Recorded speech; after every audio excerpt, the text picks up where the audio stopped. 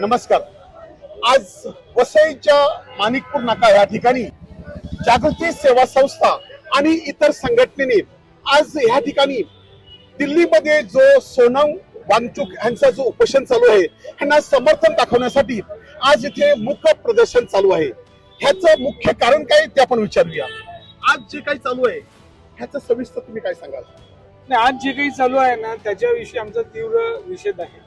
कारण ज्या पद्धतीने सोनम वांगचुक यांना आज सकाळी जे उचललं गेलं आणि पोलिसांनी ताब्यात घेतलं आणि कुठेतरी अशा प्रकारचा निषेध मोडून काढण्याचा सरकारचा इरादा आहे आणि या विरुद्ध आम्ही निषेध व्यक्त करतो। अशा प्रकारचा निषेध या देशाच्या कानाकोपऱ्यात झाला पाहिजे आणि ही जनता उठली पाहिजे, कारण लोकशाहीवर कुठेतरी घाला आहे असं आम्हाला वाटतं।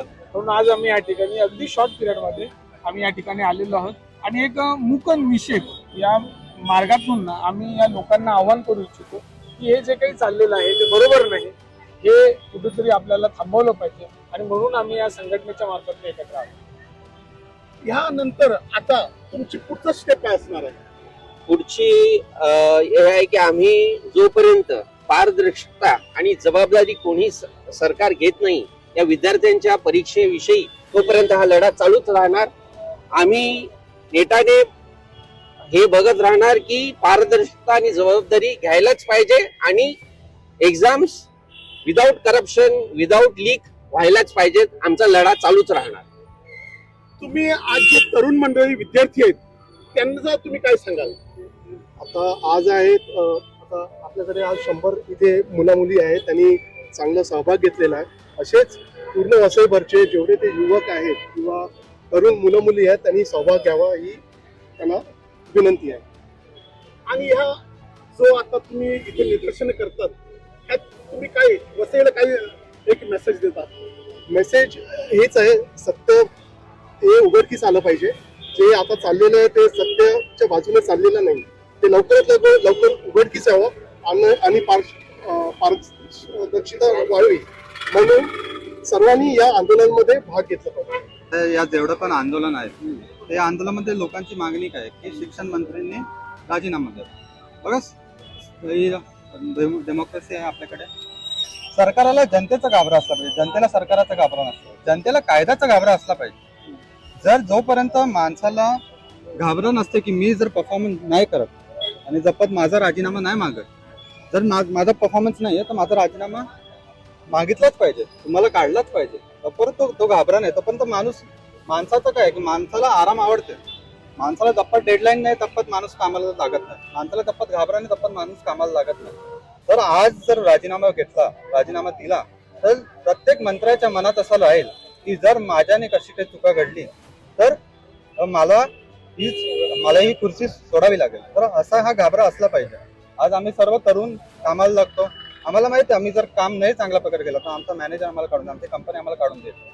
तर असं या सरकारी कामामध्ये का नाही, हे तिकडेही झालं पाहिजे, हीच आमची मागणी आहे। इथे वसई तरुण एक सांगत आहे की आम्ही काम करतो, आम्हाला आमच्या बॉसची भीती असते, परंतु ह्या मंत्र्यांना कोणाचीच भीती नाही आणि मंत्र्यांच्या मनामध्ये एक भीती असायला पाहिजे जेणेकरून वसईत एक मेसेज जाईल की सरकारने राजीनामा ह्या मंत्र्याकडून घेतली पाहिजे। तो हे मूक मोर्चा आंदोलन आम्ही जे उभं केलं आहे ते तरुणांचा आवाज आहे। इथे तुम्ही जर साधारण नजर टाकली तर तुम्हाला सर्व तरुण आणि जे जागृत नागरिक आहेत ते इथे दिसतील।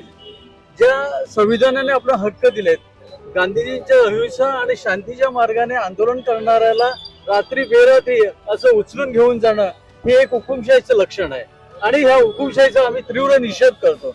सोनम वांगचुक हे तरुणांचे प्रतिनिधी म्हणून उभे राहिलेत। जे कॉक्रोच पार्टीच्या माध्यमातून जे आंदोलन उभं राहिलं ते कोणत्याही एका राजकीय पक्षाचं आंदोलन आहे, ते तरुणांचं आंदोलन आहे आणि या तरुणांच्या जोडी जर आज उभं राहिलं नाही त्यांना संपूर्ण जे अंधकार दिसतो या भारत देशामध्ये आणि अंधकार दूर करायचं असेल तर तरुणांनी पुढे यायला पाहिजे।